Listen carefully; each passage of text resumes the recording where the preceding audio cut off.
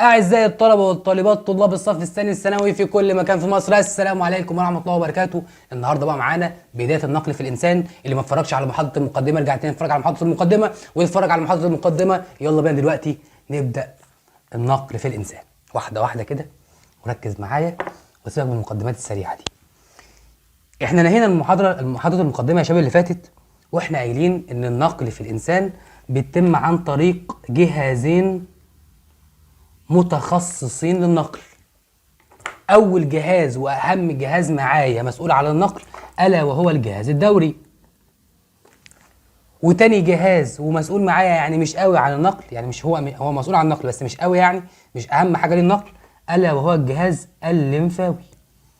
طيب الجهاز الليمفاوي ده يا شباب هنتكلم عليه كلمتين بساط في آخر الدرس الثالث، نبذة بسيطة كده عن الجهاز الليمفاوي.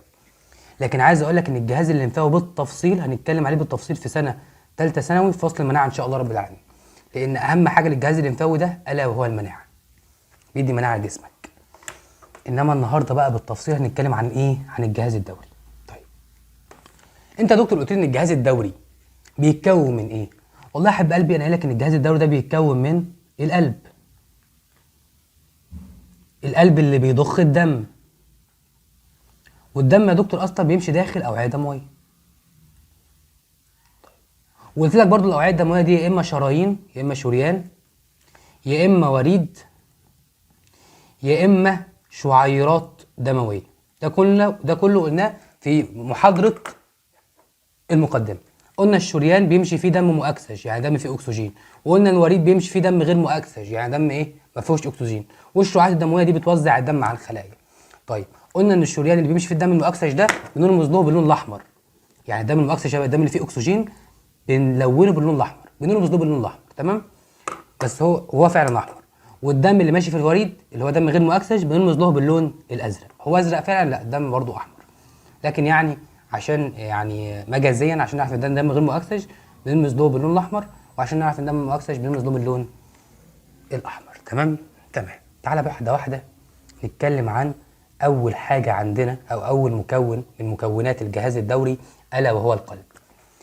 طيب انا يا دكتور في القلب هتكلم عن ايه؟ قال لك اول حاجه هتتكلم عن وصف القلب، يعني توصف لي القلب ده، القلب عامل ازاي.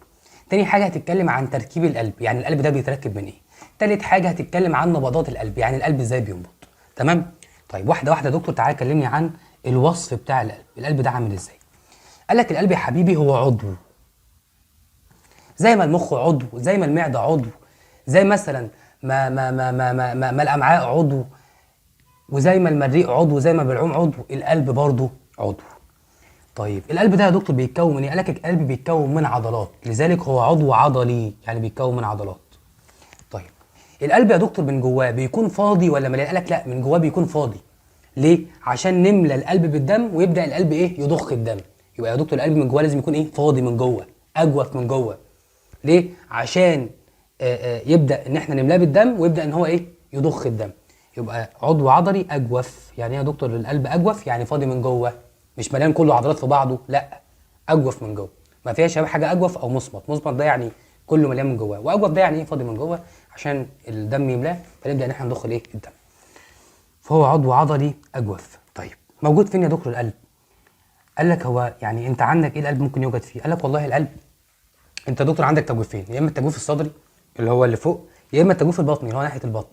القلب موجود فين؟ قال لك القلب موجود في صدرك، داخل التجويف الصدري، في الصدر بتاعك. يبقى القلب يقع داخل التجويف الصدري. طب يا دكتور مثلا لو نزلت على الامعاء بتقع في القلب؟ بتقع في البطن، يعني بتقع داخل التجويف البطني.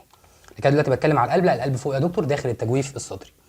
طيب القلب ده يا دكتور عضو مهم عندي، عضو مهم عندي، فعايز ان انا اعمل له حمايه، عايز احميه. هحميه بايه؟ قال لك هتحميه بحاجتين. اول حاجه يا شباب احنا بنحط القلب داخل التجويف الصدري، والتجويف الصدري يا شباب اصلا بيكون متحاوط بالقفص الصدري. القفص الصدري يا دكتور، القفص الصدري قال لك هو الضلوع، العظمه اللي قدام دي اللي هي عظمه القص. فالضلوع وعظمه القص يا شباب بيحملوا القلب من الصدمات. تمام. يبقى الضلوع وعظمه القص بيحملوا القلب بالايه؟ من الصدمات. يبقى انا يا دكتور بعمل حمايه للقلب عن طريق ان انا بحطه داخل القفص الصدري، داخل القفص الصدر. لو في رسمه هنا هبينها لك. بص هنا، بص كده معايا كده، القلب اهو موجود داخل التجويف الصدري، داخل القفص الصدري. بص كده وانت كملت كده هتلاقي دي الضلوع، دي الضلوع، دي الضلوع، وفي ضلوع من هنا برضو، وفي هنا عظمه القص. دول كلهم حامين القلب. فانت لو جيت خبطت هنا تخبط في العظام، ما تخبطش في القلب، تخبط في الضلوع دي، ما تخبطش في القلب. فكده الضلوع يا دكتور حاميه القلب. طيب محتاج يا دكتور برضو ان انا ازود حمايه على القلب. قال لك خلاص حط حوالينه غفر، حط حوالينه كفر عشان يحميه. الكفر بقى يا دكتور اللي حوالين القلب ده اسمه ايه؟ او الغشاء اللي حوالين القلب ده اسمه ايه؟ قال لك اسمه غشاء الطامور. بيعمل ايه يا دكتور؟ برضو بيعمل حمايه للقلب. يبقى في حاجتين بيحموا القلب، ان انا حاطه داخل القفص الصدري، فلما تيجي تخبط بتخبط في الضلوع، او يعني بتخبط في العظام، ما بتخبطش في القلب. وكمان حطت حواليه كفر الا وهو غشاء الطامور. ليه؟ عشان يعمل له حمايه، اللي هو الغشاء ده اللي هو اللي بالاسود ده، تمام، عشان يحمي القلب. طيب غشاء الطامور يا دكتور غير ان هو بيعمل حمايه للقلب، لا ده كمان بيسهل حركه القلب. ازاي يا دكتور بيسهل حركه القلب؟ قال لك ركز معايا. بص يا سيدي، ما بين القلب يا شباب، بين القلب وغشاء الطامور بتكون في حته فاضيه، اللي هو الفراغ ده. الفراغ ده يا شباب بيكون فيه سائل سائل سائل سائل سائل سائل سائل. السائل ده بيعمل ايه؟ قال لك عشان تعرف السائل ده بيعمل ايه لازم تعرف السائل ده لو مش موجود ايه اللي هيحصل. بص يا سيدي، لو السائل ده مش موجود، لو السائل ده مش موجود، القلب هينقبض وينبسط على حاجه صلبه. يبقى لو الغشاء لو السائل ده مش موجود، القلب هينقبض وينبسط على ايه؟ على حاجه صلبه. طيب لما احط السائل يا دكتور، لا يبقى كده القلب ينقبض وينبسط على حاجه ايه؟ عارف انت ايه؟ حاجه كده عامله زي تاخد وتدي معاك. فلما القلب يجي ينقبض ما ينقبضش على حاجه صلبه، لا ينقبض على حاجه، فاهم، تاخد وتدي معاه. فالقلب يعرف ان هو ينقبض وينبسط ايه؟ بسهوله. فبالتالي الغشاء السائل اللي ما بين غشاء الطامور والقلب ده بيسهل ايه؟ ده بيسهل حركه القلب. طيب انا اسمع دايما يا دكتور الناس تقول لك ان القلب موجود في الشمال او موجود في اليمين. هو القلب موجود فين بالظبط؟ هل موجود في الشمال ولا موجود في اليمين؟ قال لك القلب ولا موجود في الشمال ولا موجود في اليمين، انما القلب موجود في النص. والله بجد في الوسط، في المنتصف، بص هنا يعني مش عارف، انا ممكن اوريك نفسي. بص في النص بالظبط، بص اهو في المنتصف اهو، لكنه يميل ناحيه اليسار قليلا. يبقى هو في النص في المنتصف لكنه بيميل ناحيه اليسار قليلا. يبقى القلب يا دكتور موجود فين؟ بص ده كده النص. فالقلب موجود في النص لكنه يميل، يعني فاهم، رايح ناحيه اليسار قليلا. يبقى القلب موجود في النص لكنه يميل الى اليسار قليلا. ده كده يا واد عمي وصف القلب. عضو عضلي اجوف، كلام كله بسيط، يقع داخل التجويف الصدري. محتاجين نحميه، فبنحميه بنحطه داخل القفص الصدري اللي هو الضلوع والعظمه القص، ومحوطينه بغشاء الطامور. وغشاء الطامور ده بيعمل حمايه للقلب عشان بيغلفه وبيسهل حركته، اللي هو السائل اللي هو ايه ما بين غشاء الطامور والقلب، ده بيسهل حركه الايه؟ القلب. وكمان القلب موجود في النص لكنه يميل الى اليسار قليلا. ده كده يا حبايب قلبي وصف القلب.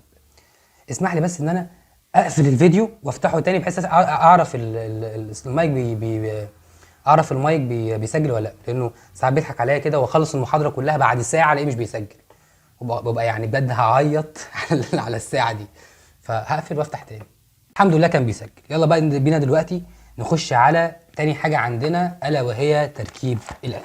سيبك من الصفحه دي لانها خربانه ونخش على تركيب القلب. تمام طيب دلوقتي يا دكتور عايز اعرف القلب ده بيتركب من ايه. ممكن نقلب الصفحه عشان الناس هو انا اهو ماشي.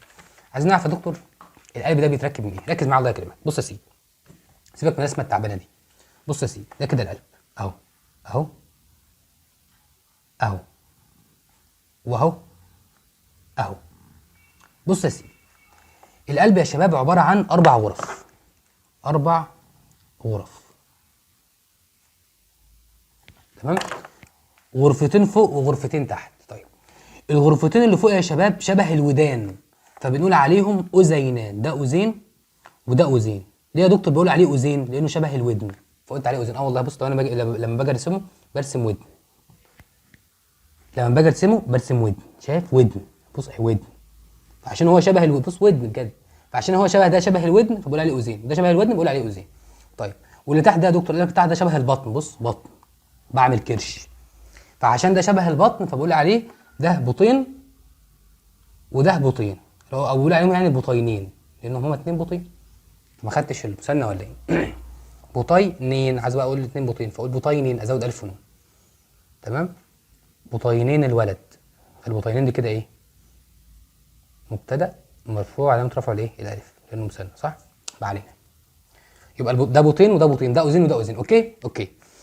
طيب انا دلوقتي يا دكتور محتاج ان انا افرق الاوزين ده عن الاوزين ده، فهفرقهم ازاي؟ قال لك بص يا سيدي، ده اوزين ناحيه اليسار فهسميه اوزين ايسر، وده اوزين ناحيه اليمين فهسميه اوزين ايمن.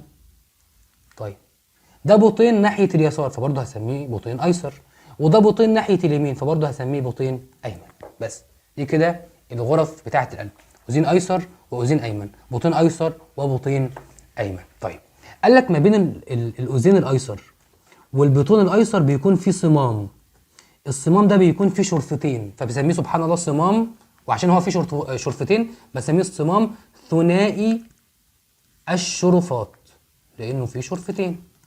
طيب وما بين برضو يا شباب الاذين الايمن والبطين الايمن بيكون فيه صمام، الصمام ده يا شباب بيكون فيه 3 شرفات فسبحان الله بسميه بالصمام ثلاثي الشرفات. في مشكله في الكلام ده؟ لا نقول تاني. بص يا دكتور، انا بقى تعالى بقى نطلع بقى ايه نقول البيانات على الرسمه دي. طبعا الكلام ده كله انا قايله في محاضره المقدمه، فيعني نرجع محاضره المقدمه هتستفاد كتير جدا جدا جدا. طيب احنا قلنا ده يا دكتور اسمه اوزين ناحيه اليمين فاوزين ايمن، وده يا دكتور بطين ناحيه اليمين برضو فسميه بطين برضو ايمن لان ناحيه اليمين. طيب ونفس الحوار يا دكتور، ده اوزين لانه شبه الودان وناحيه اليسار فهسميه اوزين ايسر، وده بطين يا دكتور، ده بطين يا دكتور وناحيه اليسار فهسميه بطين ايسر، مفيش مشكله.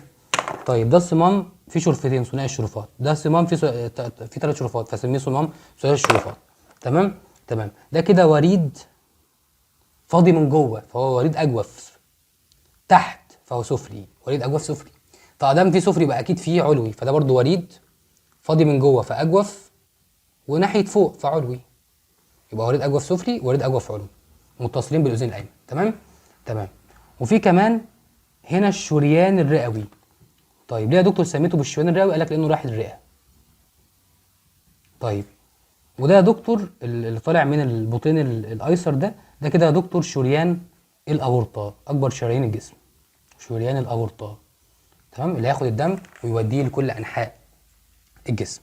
ودول يا دكتور كده الاربع اورده دول اسمهم اربع اورده رئويه.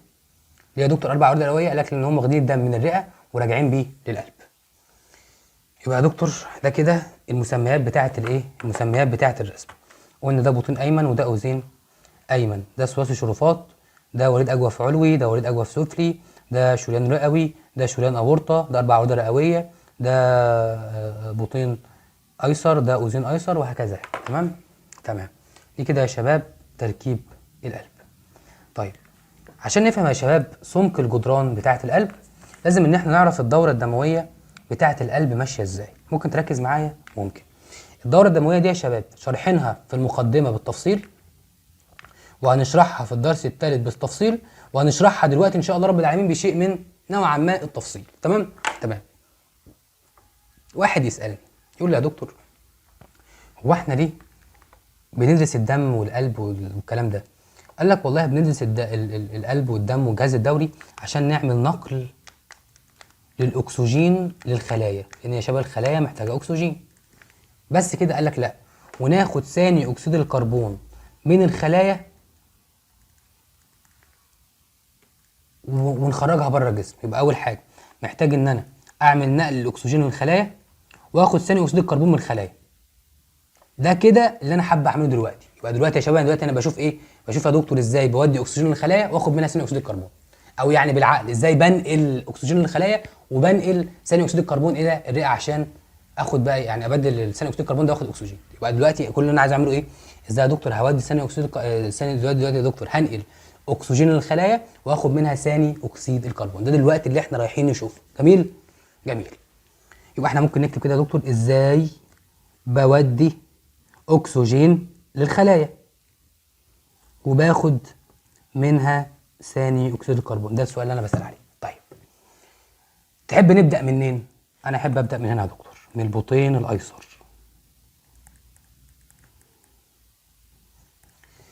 طيب البطين الايسر ده يا شباب بيكون فيه دم مؤكسج، يعني دم فيه اكسجين.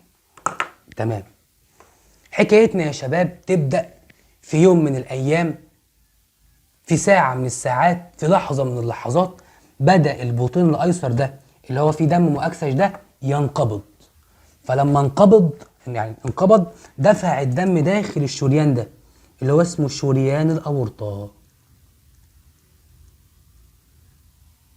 في الواقع يا شباب ان شريان الأورطة ده لما بيطلع من القلب بيبدأ ان هو يتفرع، فرع يروح فوق عشان يغذي بقى الجزء العلوي من الصدر مع الرقبة مع الراس بتاعتك فوق، وفرع ينزل تحت عشان بقى يغذي الكلى والكبد والرجل اليمين والرجل الشمال وهكذا. تمام. يبقى بيبدا ان هو يتفرع لفرع فوق وفرع ايه تحت. تعال نتكلم على الفرع اللي تحت. الفرع اللي تحت بيبدا ان هو يتفرع لفروع اصغر، فرع مثلا رايح للكلى، فرع مثلا رايح يغذي المثانه والحتت ديت، فرع مثلا رايح يغذي الرئه الرجل اليمين، فرع رايح يغذي الرجل الشمال، والافرع دي تبدا انها تتفرع لفروع اصغر. يعني الفروع دي تبدا انها تتفرع لفروع ايه؟ فروع اصغر. تمام. الفروع الاصغر دي يا شباب بنسميها بالشرينات، يعني شرايين صغيره. يعني مثلا الشريان رايح للرجل مثلا اليمين يبدا ان هو يتفرع لفروع اصغر، فرع مثلا رايح للركبه، فرع ينزل لتحت، فاهم؟ هكذا، فرع ينزل لغايه القصبه، هكذا يعني. فبيبدا ان هو يتفرع لفروع اصغر، فروع اصغر، فروع اصغر. يبقى الشريان الكبير بيبدا ان هو يتفرع لفروع اصغر اسمها شرينات. يعني ايه يا دكتور شرينات؟ قال لك يعني شرايين صغيره. طيب والشرينات دي بتبدا تتفرع لفروع اصغر خالص اسمها شعيرات دمويه. دي كده شعيرات دمويه. والشعيرات الدمويه يا شباب تبدا انها تتحول الى حاجه اسمها وريدات. وريدات. والوريدات تكبر تكبر تكبر تكبر وتبدا انها تتحول الى اورده، والاورده تصب في الوريد الاجوف السفلي. تمام. تمام. ولو انت جاي من فوق الاورده تصب في الوريد الاجوف العلوي. طب مين يا دكتور اللي بيصب في الوريد الاجوف العلوي ومين اللي في الوريد الاجوف السفلي؟ بص يا سيدي، لو انت جاي من رجل اليمين او رجل الشمال والجزء بتاع التجويف البطني والجزء السفلي من التجويف الصدري ده كله، يعني لغايه بص لغايه يعني بص لغايه مثلا ايه عايز اقول لك، يعني لغايه هنا، يعني فاهم، لغايه النص الفوقاني من القلب، لغايه النص الفوقاني من التجويف الصدري كله، ده كله بيصب فين؟ في الوريد الاجوف السفلي. طب لو انت جاي بقى من الراس والرقبه والجزء العلوي من التجويف الصدري ده يصب فين؟ يصب في الوريد الاجوف العلوي. تمام. يبقى لو فوق يصب في الوريد الاجوف العلوي، لو تحت يصب في الوريد الاجوف السفلي. مش مهم يعني، ماشي يعني، مش حوار. قول لي بقى يا دكتور هنا ازاي بقى وزعت الاكسجين على الخلايا؟ دلوقتي يا شباب الدم هنا ماشي دم مؤكسج، ماشي في الشريان الرئوي دم مؤكسج، وماشي في الشريانات دم مؤكسج. ما انت عارف كده كده ان الشرايين بيمشي فيها دم مؤكسج، يعني دم فيه اكسجين، يبقى الدم برضو ماشي في الشريانات دم مؤكسج. يبدا الدم يخش للشعاعات الدمويه، دم ايه؟ دم مؤكسج. طب هي الشعاعات الدمويه دي يا دكتور بتكون ما بين ايه؟ قال لك بتكون ما بين الخلايا. يعني هنا في خلايا، هنا في خلايا، ان الشعاعات الدمويه اصلا بتكون ما بين الخلايا. طيب اول ما الدم يمشي في الشعاعات الدمويه تبدا الخلايا تنادي على الشعاع الدمويه تقول لها بعد اذنك، بعد اذنك اديني الاكسجين وخدي ثاني اكسيد الكربون، اديني الاكسجين وخدي ثاني اكسيد الكربون، اديني الاكسجين وخدي ثاني اكسيد الكربون، اديني الاكسجين وخدي ثاني اكسيد الكربون، اديني الاكسجين وخدي ثاني اكسيد الكربون، اديني الاكسجين وخدي ثاني اكسيد الكربون. افتكر ان انا كنت عايز اعمل ايه؟ كنت عايز اودي الاكسجين ايه؟ للخلايا واخد منها ايه؟ ثاني اكسيد الكربون. فهنا عند الشعاعات الدمويه دي ببدا ان انادي للخليه الاكسجين اللي هي محتاجاه واخد منها ثاني اكسيد الكربون. طيب فبالتالي يا دكتور كده دلوقتي داخل الشعاعات الدمويه هنا الاكسجين عمال يقل، ليه؟ لانه عمال يروح للخلايا فبيقل في الشعاعات الدمويه. طب وثاني اكسيد الكربون عمال يزيد، ليه؟ لان الخلايا عماله تدي للشعاعات الدمويه ثاني اكسيد الكربون. يبقى هنا يا دكتور ثاني اكسيد الكربون عمال يزيد، فيبدا الدم يروح للوريدات دم غير مؤكسج. اهو ما هو الدم هنا خلاص ما عادش بقى فيه اكسجين، بقى الاكسجين كل خلايا الاكسجين الخلايا خدته كله. طب انما الدم اللي هنا يا دكتور هنا دم فيه ايه؟ ثاني اكسيد الكربون، يعني دم غير مؤكسج. دم غير مؤكسج يعني دم ما فيهوش اكسجين، لان كده كده انا عارف اصلا ان الاورده بيمشي فيها دم غير مؤكسج. تمام. تمام. فالوريدات هنا ماشي فيها دم غير مؤكسج، والاورده هنا برده ماشي فيها دم غير مؤكسج، والورد الاجوف السفلي برده ماشي فيه دم غير مؤكسج، والدم يرجع للاذين الايمن دم غير مؤكسج، يعني دم ما فيهوش اكسجين. طيب الاذين الايمن ده يبدا ينقبض فينزل الدم للبطين الايمن. طيب الدم في البطين الايمن برده يا دكتور ايه؟ ما فيهوش اكسجين. طب انا عايز اعرف الدم ازاي هنا جه فيه اكسجين؟ قال لك استنى. طيب قال لك البطين الايمن ده يبدا ان هو ينقبض الشريان ده حد فاكره؟ يا دكتور ده الشريان الرئوي لانه رايح للرئه افتكرته. فده الشريان الرئوي، فيبدا ان هو البطين الايمن ده يبدا ان هو ينقبض فيمشي الدم في الشريان الرئوي. الشريان الرئوي ياخد الدم،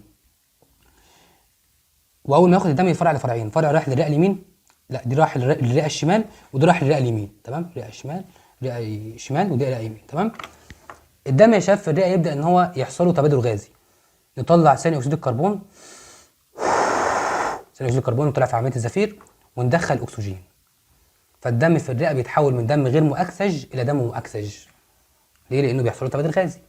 طيب الدم يا دكتور المؤكسج دلوقتي بقى الموجود في الرئه ده بنبدا ناخده ونرجعه عن طريق الاربع اورده رئويه الى الاذين الايسر تاني. والدم من الاذين الايسر ده بقى دم مؤكسج جاي من الرئه، دم من الاذين الايسر ينزل للبطين الايسر دم مؤكسج ونلف اللفه بتاعتنا تاني. فيبدا بقى يروح عن طريق شريان الاورطه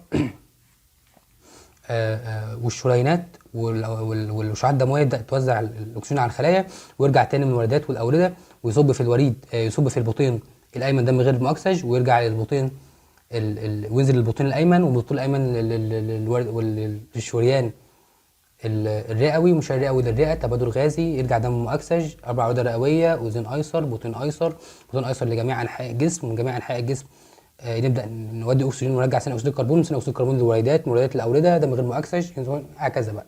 تمام اللفه دي تمام. بس يا سيدي احنا كده عرفنا نودي اكسجين الخلايا ونرجع ثاني اكسيد الكربون، وعرفنا الدوره بتتم ازاي. طيب ممكن يا دكتور تقول لي دلوقتي ايه دور الاذين وايه دور البطين؟ او يعني ازاي القلب بينبض؟ بص يا سيدي، القلب بينبض يعني انا لسه اوريك ايدي، بينبض فتح يا ورده قفل يا ورده، فالاذينين ينقبضوا والبطينين ينبسطوا، يبقى اذين منقبض بطين منبسط. طيب لما الاذين ينبسط قال لك بطين ينقبض، يبقى يا دكتور الاذينان ينقبضوا مع بعض والبطينان ينبسطوا مع بعض. طب البطينان ينقبضوا مع بعض والاذينان ينبسطوا مع بعض، يبقى قفل يا ورده فتح يا ورده.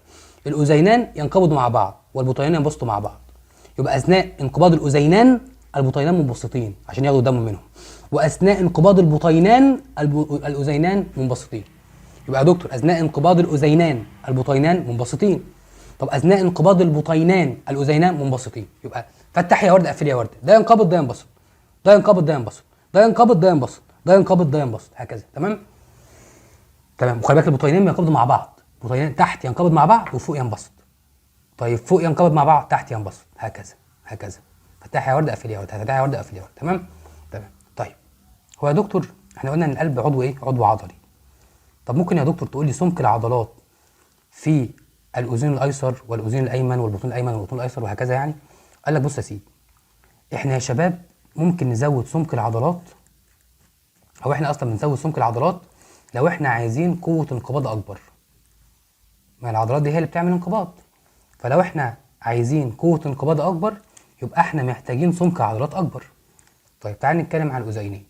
الاذينين دلوقتي يا دكتور سواء اذين ايسر او اذين ايمن كل دورهم ان هم ينقبضوا فينزلوا الدم للبطينين، يعني فاهم جنب بعض اصلا، ده ينقبض فينزل دم للبطينين.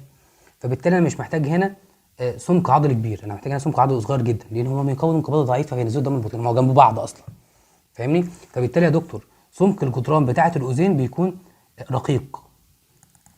ليه؟ لانه احنا مش محتاجين هنا في الاذينين قوه انقباضه قويه، ده احنا محتاجين انقباضه ضعيفه بحيث ان الدم ينزل من الاذين للبطين بس.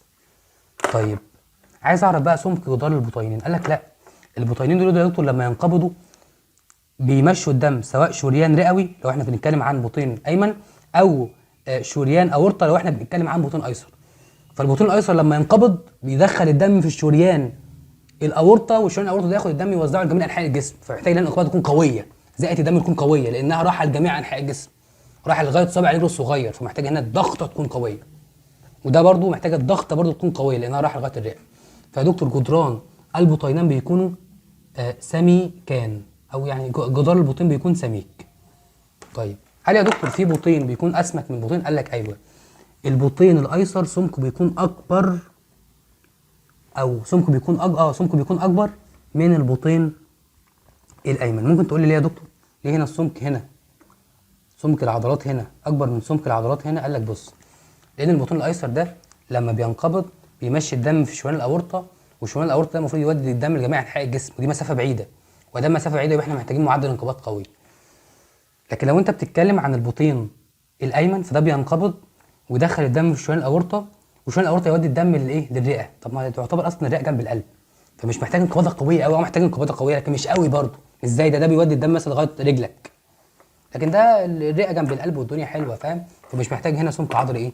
مش محتاج هنا سمك عضلي كبير. تمام؟ يبقى احنا يا شباب محتاجين في البطين الايسر سمك عضلي اكبر من البطين الايمن. ليه؟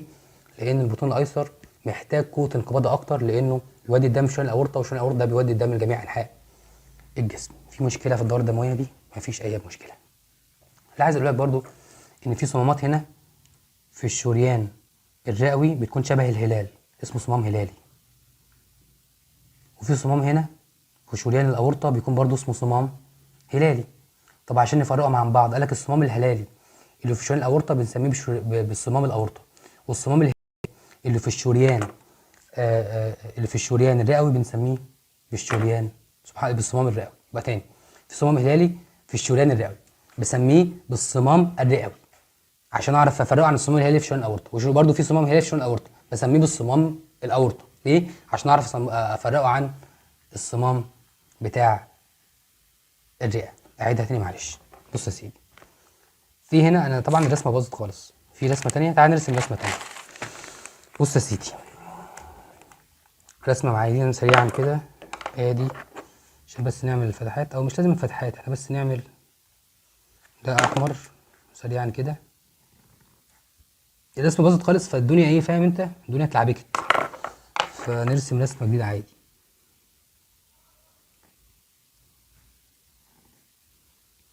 اهو رسمه كله كده سريعا. ده اسود خلاص. طيب ده ثنائي الشرفات، ده كده الصمام، وده كده الشريان الاورطه، ده كده صمام ثلاثي الشرفات، وده كده الشريان الرئوي اهو. طيب بس كنا بنتكلم، ده طبعا ده الوريد الاجوف العلوي وده الوريد الاجوف السفلي. تعال بقى نعرف احنا كنا بنتكلم عن ايه.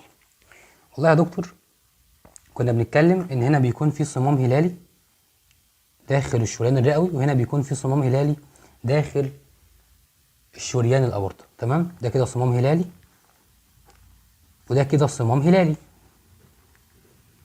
طيب الصمام الهلالي يا شباب الموجود في الشريان الرئوي بسميه بالصمام، سبحان الله، الموجود في الشريان الرئوي بسميه بالصمام الرئوي. والصمام الهلالي يا شباب اللي موجود في شريان الاورطه سبحان الله بسميه بالصمام الاورطه. بس يبقى ده صمام اورطه وده صمام رئوي. تمام؟ بس هما الاثنين صمامات هلاليه. ليه صمامات هلاليه؟ لان الصمام ده شبه الهلال. تمام؟ تمام. طيب بص يا سيدي، الصمام ثنائي الشرفات وثلاثي الشرفات وثنائي الشرفات يا شباب بيسمحوا للدم في العبور في اتجاه واحد من الاذين للبطين وليس العكس. يعني الدم ينزل من تحت من فوق لتحت وليس العكس.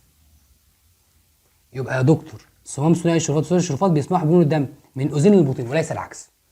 لانه اصلا يا شباب ده كده شكله، ده كده الشكل بتاعه، مش عارف ده شايل الشكل بتاعه. تمام؟ فالدم ينزل من تحت لفوق عادي جدا، لكن الدم يجي يطلع من البطين للاذين بص يروح قافل، الدم ما يطلعش. تمام؟ هو بيسمح للدم بالمرور في اتجاه ايه؟ واحد. طب الصمام الهلالي قالك برضه بيسمح للدم في المرور في اتجاه واحد من البطين للشرايين، من البطين للشرايين وليس العكس. يعني الدم يرجع تاني؟ لا ما يرجعش.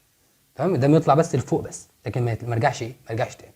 تمام؟ ويبقى شكله كده، بص شكله بيبقى كده، بص شكله بيبقى كده. فالدم يطلع من تحت لفوق، يعني من تحت لفوق من البطين للشرايين يسمح، لكن يجي الدم ينزل من الشرايين للبطين تاني لا يروح ايه؟ مقفول. بص هو كده اهو. فالدم يطلع من تحت لفوق عادي جدا، لكن ينزل من فوق لتحت لا يقفل. تمام؟ دي يعني الميكانيزم بتاع الشغل. لو قريت الكلام ده كله هتلاقي ان انا قلته. تمام؟ بس ده الكلام اللي احنا ايه قلناه كله يعني، وقلنا الدوره الدمويه وقلنا الرسمه وقلنا كل حاجه.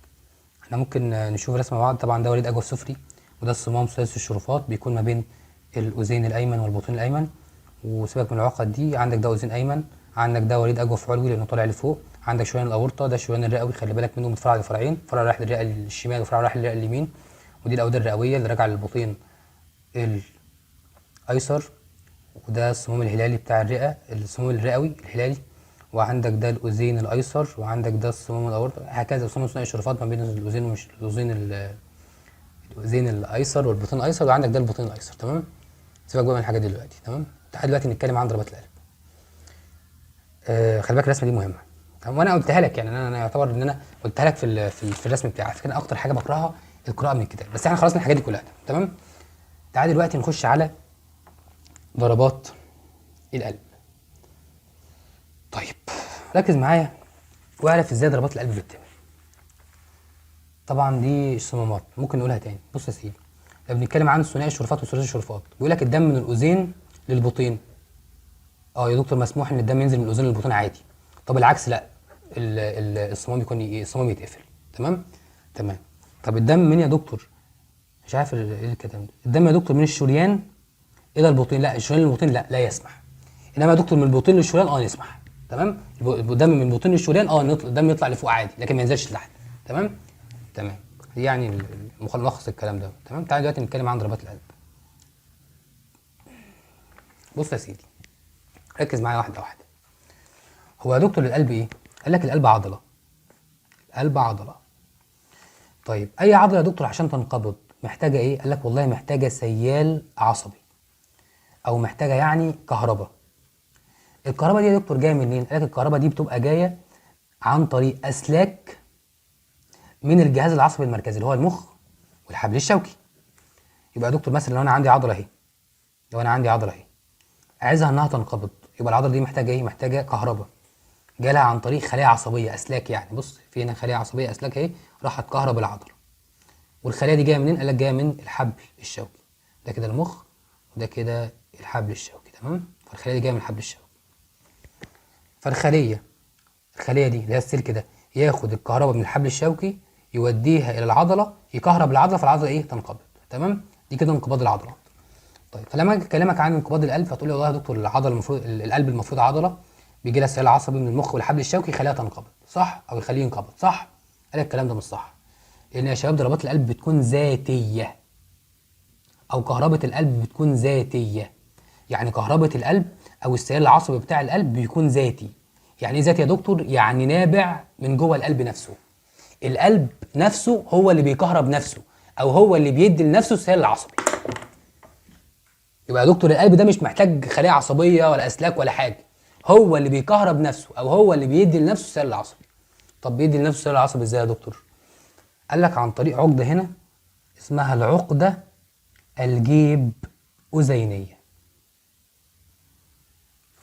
طب معلش يا دكتور ليه سميناها عقده جيب أذينية؟ قال لك سميناها عقده لانها عامله زي الضفيره من العضلات قدامك اهي. تمام؟ طب ليه يا دكتور جيب أذينية؟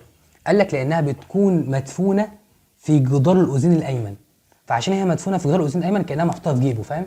فبقول انها ايه؟ جيب أذينية، يعني محطوطه في جيب الاذين الايمن. تمام؟ فهي عقده جيب أذينية. تمام؟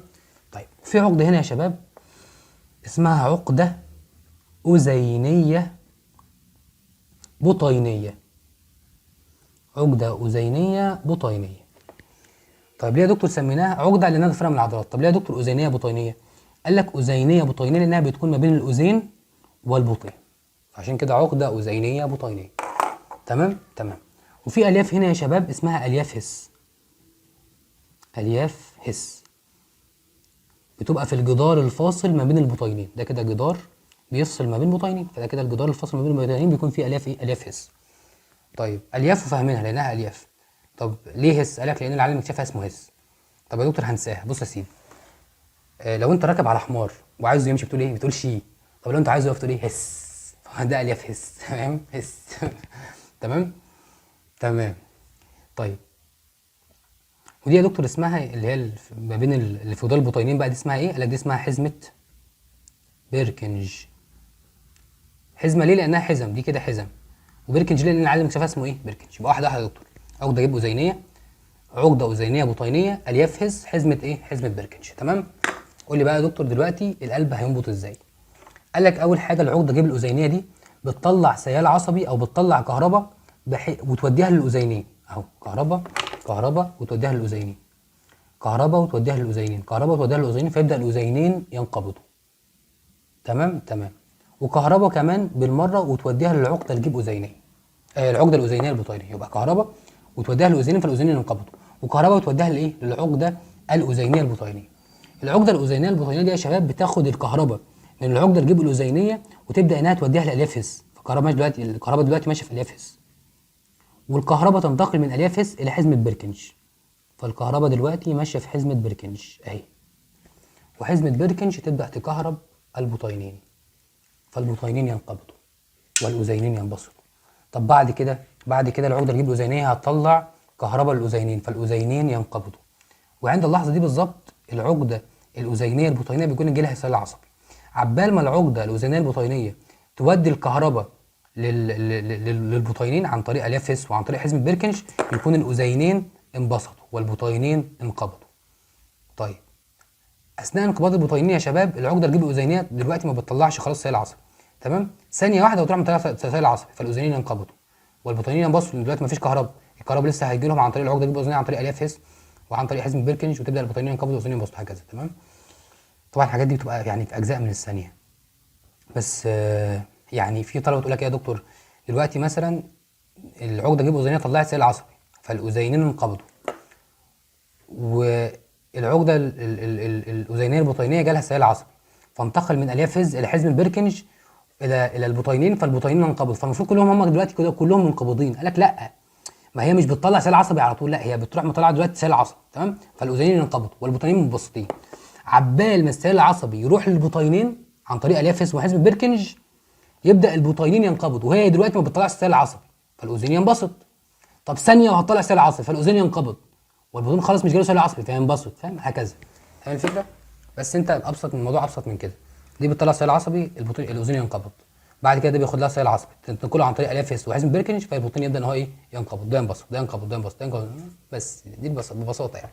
بس الحته اللي انا قلتها دي بحيث لو انت عندك سؤال غبي، يعني انت عندك سؤال غبي اديني رديت عليه، تمام؟ اللي هي مش على طول كده مطلع سيل عصبي، لا هي بتهدى شويه بحيث ان ايه لما البطين ينقبض هي تهدى شويه. طيب ثانيه واحده تروح مطلع سيل عصبي او اقل جزء من الست تروح مطلع سيل عصبي فيبدا الاذين ينقبض ده ينبسط وهكذا. فاهم الفكره؟ بس دي حته ضربات القلب يعني. طيب انت قلت لي يا دكتور، قلت لي القلب ما او الكهرباء بتاعت القلب تبقى جايه من جواه. بس يا دكتور هل القلب ده بيتاثر بحاجه او باعصاب جايه له من الجهاز العصبي المركزي؟ قال لك ايوه، بيتاثر بعصبين، بيتاثر بالعصب السمبثاوي والعصب الباراثمبثاوي، تمام؟ الباراثمبثاوي. طيب المفروض يا شباب الطبيعي ان القلب بتاعك بيدق 70 دقه بير مينت، يعني لكل دقيقه 70 دقه في الدقيقه، تمام؟ دي كده دقات القلب 70 دقه في الدقيقه، تمام. قال لك تعال نكمل هنا، انا كاتب هنا. طيب في حاجات بتزود دقات القلب وحاجات بتقللها. ايه هما؟ قال لك وهو العصب السمبثاوي والعصب الباراثمبثاوي. احنا بس يعني ايه بنكمل على الكلام بتاع الصفحه اللي فاتت، تمام؟ هي الاعصاب اللي بتاثر على ضربات القلب، العصب السمبثاوي والعصب الباراثمبثاوي، تمام. العصب السمبثاوي ده يا شباب اسمه عصب الفايت اللي بيشتغل اثناء الخناق. فايت يعني خناق. طب انت في الخناق محتاج ايه؟ والله يا دكتور انا بتخانق فمحتاج ضربات قلب اقوى بحيث ان اعرف اتخانق. فانت اثناء الخناق محتاج تزود ضربات القلب. قال لك نفس الحوار لما العصب السمبثاوي ده يروح للقلب بيزود ضربات القلب بس. طيب يعني بيزوده عن 70 دقه في الدقيقه، يخلي مثلا 80 دقه 90 دقه هكذا، تمام. طيب العصب الباراثمبثاوي، قال لك العصب الباراثمبثاوي ده اسمه عصب الريست، يعني عصب الراحه. انت اثناء الراحه محتاج ايه؟ محتاج ضربات قلبك تكون عامله ازاي؟ والله يا دكتور محتاج ضربات قلبي تقل، يبقى ده بيقلل ضربات القلب بس. خلصت. يبقى العصب السمبثاوي ده لما بيأثر على القلب بيزود ضربات القلب، والباراثمبثاوي لما بيأثر على القلب بيقلل ضربات القلب بس. طيب هل في يا دكتور اوقات انا محتاج اشغل العصب السمبثاوي عشان ضربات القلب تزيد؟ قال لك اثناء الخناق مثلا، اثناء مثلا الخوف مثلا محتاج برضه ضربات قلبك تزيد، اثناء مثلا الاستيقاظ انت صاحي ومحتاج برضه ضربات قلبك تزيد، اثناء مثلا الفرح انت فرحان فمحتاج برضه ضربات قلبك تزيد عشان انت فرحان، محتاج مثلا اثناء بذل مجهود عنيف انت بتجري مثلا بتلعب رياضه مثلا فمحتاج برضه ضربات قلب عاليه فبالتالي محتاج تشغل العصب السمبثاوي. طيب في اوقات يا دكتور محتاجين ان احنا نقلل فيها ضربات القلب، يعني نشغل فيها العصب الباراثمبثاوي. قال لك ايوه طبعا، اثناء مثلا الراحه محتاج تقلل ضربات القلب، اثناء مثلا النوم انت محتاج تقلل ضربات القلب، اثناء الحزن محتاج برضه تقلل ضربات القلب. تمام. يبقى دي كده الاعصاب اللي بتاثر على دقات القلب، واحد بيزودها السمبثاوي وواحد بيقلل بره السمبثاوي. تمام. تعال دلوقتي نتكلم عن صوت القلب. صوت القلب يا دكتور بنسمعه بالايه؟ بنسمعه بالسماعه، السماعه الطبيه. طيب صوت القلب ده يا دكتور عامل ازاي؟ قالك بص، لما تيجي تسمع بالسماعه هتلاقي صوت القلب كده بالظبط، دب ضب ضب ضب. بص ضب، بص ضب ضب ضب ضب ضب ضب. تعال نتكلم عن الضب اللي هو ضب. طيب بص يا دكتور، بص ضب. طيب ضب ده عامله ازاي؟ بص يا دكتور، ضب دي صوت غليظ. بص ضب ضب ضب، صوت غليظ. بص ضب ضب وطويل. طب هو ايه؟ ضب ضب ضب ضب. تعال نتكلم عن الضب. الضب ده يا دكتور ايه؟ صوت حاد. بص ضب ضب. هل هو طويل ولا؟ بص ضب ده طويل، ضب فاهم، بياخد وقت. ضب على طول ضب. ده حاد وايه؟ وقصير، يعني قصير. يبقى يا دكتور في صوت غليظ وطويل اللي هو الضب. بص ضب ضب فاهم، بص ضب فاهم، وغليظ وطويل، طويل ضب. صوت بقى حاد وقصير، ضب ضب ضب، حاد وقصير، ما بياخدش وقت طويل. تمام. طيب الغاز الطويل ده يا دكتور بيظهر اثناء ايه؟ قالك بيظهر اثناء انقباض البطينين، فبيعملوا صوت عالي، صوت غليظ، صوت طويل اللي هو الضب. صوت حاد وقصير بيظهر اثناء انبساط البطينين. تمام. طبعا انت برنس بقى، انقباض البطينين يقابلوا انبساط في الاذينين، وانبساط البطينين يقابلوا انقباض في البطينين، هم عكس بعض. تمام. طبعا بقى في حته كمان بيقول لك اثناء انقباض البطين، يعني لما البطين ينقبض الصمام الثنائي وثلاثي الشرفات يكونوا عاملين ايه؟ بصوا كده معايا اهو، او خلاص مثلا تعالى الرسمه دي. اثناء انقباض البطينين، انقباض البطينين، الصمام الثنائي وثلاثي الشرفات يعمل ايه؟ يقفل عشان الدم ما يرجعش تاني للاذين، صح ولا ايه؟ ما هو لو انا فاتح الصمام ده، الدم اثناء انقباض البطين هيطلع لفوق، فممكن يخش في الاذين. انا مش عايز يخش في الاذين، انا عايز الصمام الدم كله يا اما يخش في الشريان الاورطه يا اما يخش في الشريان الرئوي، فمحتاجات الصمامات دي تكون ايه؟ مقفوله. طيب اثناء يا دكتور انبساط البطينين، انبساط بطينين يعني انقباض اذينين، اثناء انقباض الاذينين فانا محتاج الصمام الثنائي الشرفات وثلاثي الشرفات يكونوا عاملين ايه؟ مفتوحين. ليه؟ عشان الدم ينزل من الاذين للبطين. تمام. حاجه كده بسيطه المفروض انت فهمتها واحنا ايه؟ بنتكلم يعني. تمام. ده كده الكلام اللي احنا قلناه، مش هقراه عشان ايه؟ احنا لسه قايلين. طيب تعالى دلوقتي نتكلم عن الاوعيه الدمويه. طيب انا قلت لك ايه؟ قلت لك ان الاوعيه الدمويه عندنا يا اما شرايين، شريان، يا اما اورده، يا اما اوعيه دمويه. تعال نتكلم دلوقتي عن الشرايين. هي الشرايين يا شباب بتحمل دم ايه؟ دم مؤكسج. دم ايه؟ دم مؤكسج، يعني دم فيه اكسجين، الكلام ده احنا لسه قايلينه. طيب هل يا دكتور كل الشرايين بتحمل دم مؤكسج؟ قال لك لا، ما عدا شريان واحد بس. بص معايا كده، ما عدا شريان واحد بس هو اللي بيحمل دم غير مؤكسج. يبقى كل شرايين جسمك بتحمل دم مؤكسج ما عدا شريان واحد بس، الا وهو الشريان الرئوي اللي طالع من الاذين الايمن. حتى الاذين الايمن كان فيه دم غير مؤكسج، فالشريان الرئوي ده بياخد الدم غير المؤكسج ويبدا يوديه للرئه اليمين، الرئه الشمال والرئه اليمين، بحيث يحول الدم غير مؤكسج الى دم ايه؟ مؤكسج. يبقى كل يا شباب شرايين جسمي بتحمل دم مؤكسج ما عدا الشريان الرئوي. طب بالمره، وكل اورده جسمي بتحمل دم غير مؤكسج ما عدا اربع شرايين اللي هم الاربع، ما عدا اربع اورده اللي هم الاربع اورده الرئويه بيكونوا حاملين دم ايه؟ مؤكسج جاي من الرئه. تمام. يبقى يا دكتور في اوعيه دمويه فيها مشكله، اللي هي اوعيه دمويه اللي رايحه للرئه واللي راجعه من الرئه. الوعاء الدموي اللي رايح للرئه ده شريان رئوي هو الوحيد اللي فيه دم غير مؤكسج، والاورده الرئويه اللي راجعه من الرئه هي اورده بيكون فيها دم مؤكسج وهي الوحيده اللي بيكون فيها دم ايه؟ مؤكسج. يبقى يا دكتور كل الشرايين بتحمل دم مؤكسج ما عدا ايه؟ ما عدا الشريان الرئوي اللي هو الشريان اللي راح للرئه. تمام. وكل الاورده بتحمل دم غير مؤكسج، يعني دم ما فيهوش اكسجين ما عدا الاربع اورده رئويه. تمام. طبعا كل المشاكل في الاورده بتاعت الرئه. تمام. او يعني الاكسبشن. تمام. طيب الشريان ده يا دكتور بيعمل ايه؟ قال لك ده الشريان ده بياخد الدم من القلب يوديه لجميع انحاء الجسم.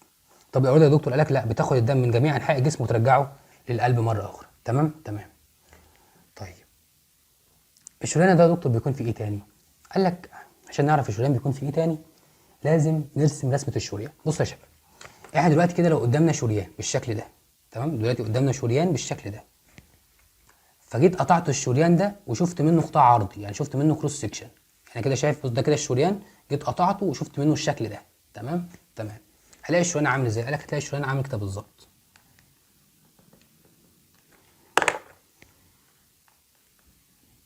يعني مش عارف ايه في اللون الاسود، بس يعني تخيل معايا كنت شايفه يعني. تمام. وفي هنا طبقه. تمام. ممكن نعمل دي باللون الاحمر اهو. تمام. وهنا في طبقه. تمام. قال لك الشريان عندها حبيب قلبي بتتكون من 3 طبقات، طبقه وطبقه وطبقه. قال لك الطبقه الخارجيه، الطبقه الخارجيه بتبقى طبقه من نسيج ضم. يبقى طبقه من نسيج ضم. يبقى الطبقه الخارجيه دي، الخارجيه الازرق دي، طبقه من ايه؟ من نسيج ضم. والطبقه الداخليه دي يا حبيب قلبي بتبقى بتطلو الشريان من جوه، فتبقى طبقه طلائيه. يبقى الطبقه الداخليه طبقه طلائيه. طب مش عارف انا زلقت نفسي ليه. والطبقه اللي في المنتصف دي يا حبيب قلبي بتبقى طبقه من العضلات. يبقى الشريان عندنا بيتكون من 3 طبقات، طبقه خارجيه طبقه من نسيج ضم، طبقه طلائيه بتبقى داخليه، والطبقه الايه؟ من العضلات، ودي بتكون طبقه سميكه من العضلات. تمام. طبقه العضلات دي يا دكتور بتعمل ايه؟ قال لك والله اي عضلات في الجسم بتنقبض وتنبسط، فطبقه العضلات دي برضه يا دكتور بتنقبض وتنبسط. فلما طبقه العضله السميكه دي تنقبض وتنبسط بتخلي الشريان نابض، يعني بينقبض وينبسط. يبقى الشريان يا شباب بيكون نابض. طيب قال لك يا شباب لما طبقه العضلات دي تنقبض وتنبسط، بص تنقبض وتنبسط، فتعمل ايه في الدم اللي ماشي هنا؟ بتزود حركته او بتسرعه. لما تنقبض وتنبسط فاهم؟ تسرع الدم، تزق الدم. فلما نسرع الدم او نزق الدم ده بيعمل ايه؟ قال لك ده بيزود معدل سريان الدم، او يعني من الاخر بيزود سرعه الدم داخل الشريان. طب لما يزيد سرعه الدم داخل الشريان نقول على الشريان ايه؟ قال لك نقول على الشريان في ضغط دم عالي، يعني فاهم؟ في دفع دم بسرعه. بس طيب تعال نتكلم عن ايه الاورده. الاورده دم فيها دم غير مؤكسج ما عدا الاربع اوردة الرئويه. طب يا دكتور لو جينا نشوف كروس سيكشن للوريد، يعني برضو عندك وريد كده جبته وقطعته وشفت الشكل ده او كروس سيكشن ده من الوريد، هتلاقيه عامل ازاي؟ هتلاقيه نفس الشريان اهو، نفس الشريان، طبقه خارجيه من نسيج ضم، وطبقه داخليه من نسيج طلائي، وطبقه وسطى من العضلات اللي هي الطبقه دي. يا دكتور انا ما عنديش مشكله في الطبقه الخارجيه اللي من نسيج ضم، هما الاثنين زي بعض، والطبقه الداخليه اللي من نسيج الطلائي هما الاثنين زي بعض. انا عندي مشكله في السمك، الطبقه الوسطى في الوريد بتكون قليله، يبقى سمك طبقه العضلات في الوريد بتكون قليله، والعضلات دي يا شباب بتبقى غير نابضه، فبالتالي الوريد غير نابض، يعني بتنقبض وتنبسط، فبالتالي الوريد غير نابض، وبالتالي برضو ضغط الدم في الوريد هيكون قليل لان مفيش نبض فيه. تمام. في اي مشكله في الكلام ده؟ لا مفيش اي مشكله. عايز اقول لك ان قطر الشريان بيكون صغير، القطر بتاعه بيكون صغير لكن سمكه كبير. السمك ده كبير لكن القطر بتاعه اللي هو ماشي فيه الدم قليل. طيب سمك الوريد قليل لكن قطره كبير. تمام. ده كده القطر كبير، انما السمك بتاعه اللي هي الحته دي ده صغير. تمام. انما ده العكس، السمك هنا كبير لكن القطر ايه؟ صغير. افهمها مش تحفظها. هنا القطر هنا صغير اهو، انما هنا القطر كبير.